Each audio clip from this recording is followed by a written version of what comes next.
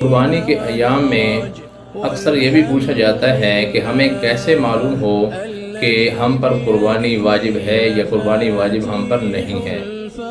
تو اس کی صراحت ایسے ہے کہ رسول اللہ صلی اللہ علیہ وسلم کا ارشاد ہے، من لہو سعۃ، جس کو قربانی کرنے کی وسعت ہو، ولم یضحی، اور وہ اس نے قربانی نہ کی، تو وہ ہماری عیدگاہ میں نہ آئے۔ اس حدیث سے معلوم ہوا کہ جو آدمی صاحب وسعت ہے وہ قربانی ضرور کرے۔ اب یہاں سے ڈیٹیل معلوم کرنی ہوگی، سمجھنا ہوگا کہ صاحب وسعت کسے کہتے ہیں، کیونکہ ہر شخص اگر اپنا فیصلہ کرے کہ میں صاحب وسعت ہوں یا نہیں، یہ انتہائی مشکل ہو جائے گا۔ کوئی بھی انسان اپنے آپ کو یہ نہیں کہتا کہ اب میں صاحب وسعت ہو چکا ہوں، بلکہ اس کی خواہشات یہ ہوتی ہیں کہ جو کچھ میں نے جمع کر لیا ہے، کما لیا ہے، کس طرح اس کے اندر اور زیادہ اضافہ ہو جائے۔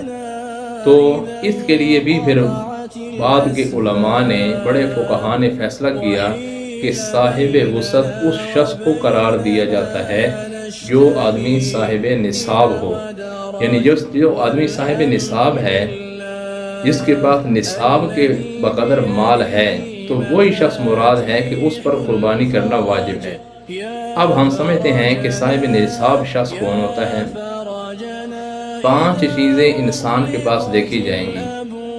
وہ 5 چیزیں کون سی ہیں؟ سونا، چاندی، نقد پیسے، کوئی بھی بیچنے کی نیت سے چیز خرید رکھی ہے، اور نمبر 5 ضرورت سے زائد سامان۔ یہ 5 چیزیں کسی کے پاس ہیں، ان میں سے 4 ہیں، 3 ہیں، 2 ہیں، 1 ہیں، اور ان کی ٹوٹل قیمت 52.5 تولہ چاندی کی قیمت کے برابر ہوتی ہے، جو کہ آج کل 1 لاکھ تقریباً 40,000 روپے بنتے ہیں۔ تو سمجھ لیں کہ یہ شخص صاحب نصاب ہے، یہی صاحب وسعت ہے، اسی پر قربانی واجب ہے۔ ضرورت سے زائد سامان کسے کہتے ہیں؟ گھروں کے اندر بہت سارا سامان ہوتا ہے، برتن ہیں، کپڑے ہیں، فرنیچر ہے، یا غیر استعمال شدہ، جس سے ہم کباڑ کہتے ہیں، استعمال میں آ ہی نہیں رہا سامان، یہ سب ضرورت سے زائد سامان ہے، اس کی قیمت لگائیں گے۔ اس کے بعد دیکھیں گے کہ باقی 4 چیزوں میں سے میرے پاس کیا ہے، نقد پیسے ہیں، وہ جمع کر لیں گے، دونوں کی قیمت ہو جائے گی۔ اگر میرے پاس سونا ہے، چاندی کا کچھ ہے، وہ بھی اس قیمت شامل کر لیں گے، یا کوئی میں نے چیز خرید رکھی ہے اس وجہ سے کہ میں اس کو بیچوں گا، نفع کماؤں گا، تو وہ مال تجارت ہے، اس کی قیمت بھی شامل کر لیں گے۔